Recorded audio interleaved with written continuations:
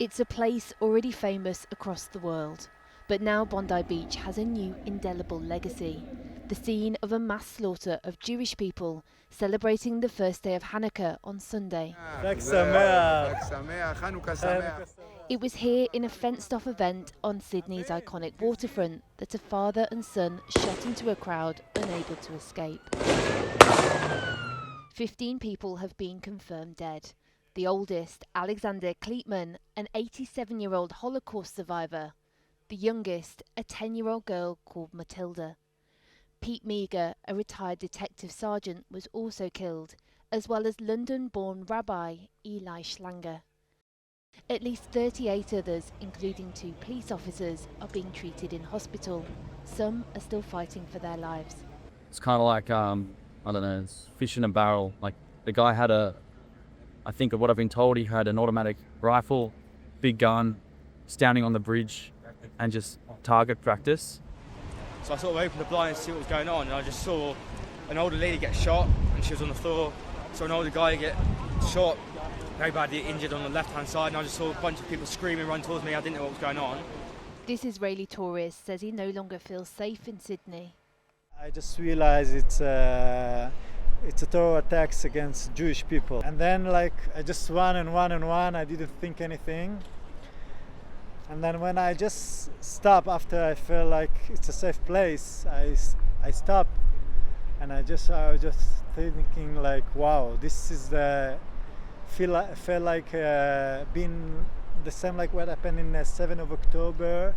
In Nova Festival, people are celebrating, enjoy the moment, enjoy the holiday. But amongst the horror are tales of courage, of volunteer lifeguards working on victims until emergency services arrived, and how this man, Ahmed al Ahmed, a Muslim Australian man originally from Syria, seen here in new footage given to Channel 4 News, tackled the gun off one of the attackers before getting shot himself. His parents, who recently arrived from Syria, spoke of their pride outside the hospital he's being treated in. My son is a hero. He served with the police and he has the impulse to protect people. When he saw these people on the ground covered in blood, his conscience and morals compelled him to attack one of the terrorists and take away his weapon. You know how a mother feels when she hears that her son is involved in an incident. Then, when I knew the details, I became very proud that my son was helping people and saving lives. The Australian Prime Minister praised Al Ahmed, saying he'd fought the terrorists at great risk to himself and promised change as a result of the attack. What we saw yesterday was an act of pure evil, an act of terror, an act of anti-Semitism, an attack on the first day of Hanukkah, targeted at the Jewish community. A dark day in Australia's history on what should have been a day of light. The incident is one of the deadliest mass shootings in Australian history. The attackers have been named locally as 50-year-old Sajid Akram, who was shot dead at the scene, and his 24-year-old son Naveed, who is in a critical condition in hospital. 2 ISIS flags were reportedly found in the suspect's car, and bomb disposal teams have found 3 improvised explosive devices at the scene. The Australian Prime Minister confirmed Naveed, an Australian-born citizen, was known to police but not thought to pose an ongoing threat. His father, who arrived on a student visa in 1998, was a licensed firearms holder with 6 firearms. Oh my God! The shooting has led to promises to tighten gun licences, but they are already heavily restricted after a mass shooting of 35 people in the Tasmanian town of Port Arthur in 1996. A near ban on automatic and semi-automatic rifles and a government buyback scheme led to a huge reduction in mass shootings. But firearms registrations in Australia have been increasing, largely down to individuals owning more guns, something that the government is now considering restricting. On Bondi's shore, there are floral tributes and moments of quiet reflection. The spot supposed to be the Sunday scene of Jewish celebration has instead become a memorial to lives so callously taken, as people here mull the question how those celebrating a festival of light could have been plunged so violently into darkness.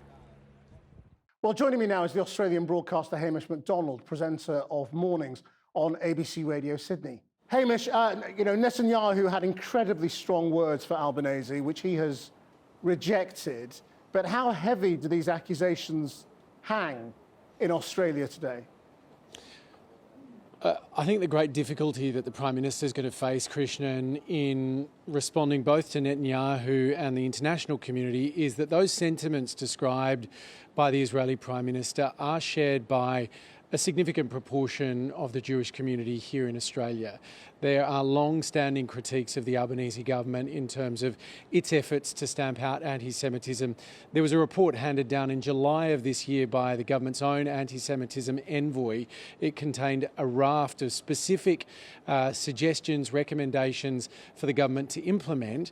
And as of today, the federal government still has not formally responded to that, though I note that the Home Affairs Minister and the Prime Minister saying, look, at different levels of government, we have started to implement some of it. But even the envoy herself, still in that position, today said, I want the government to respond in full to that report and show that they're serious about doing this and doing it quickly.